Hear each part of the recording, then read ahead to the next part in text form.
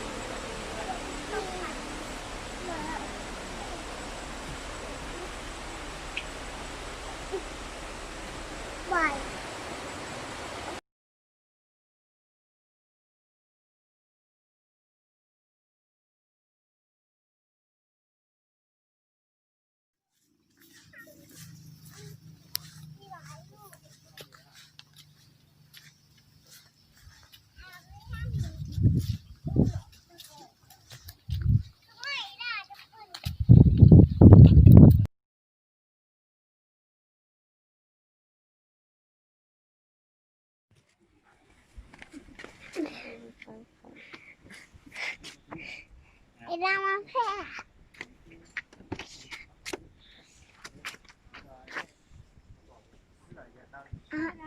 ตัวตึงกันเลย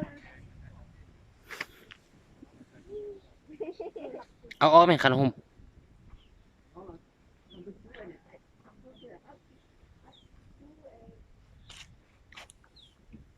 ไปพุ่นไปบ้านหาทุกไปอะไรไป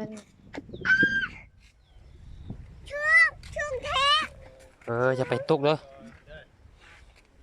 ถ้าไปหนาไปถูกได้ถู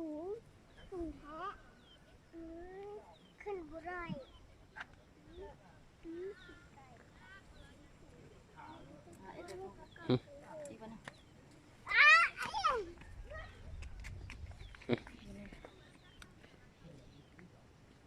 ไอ้ด้ามาหันละดีเอา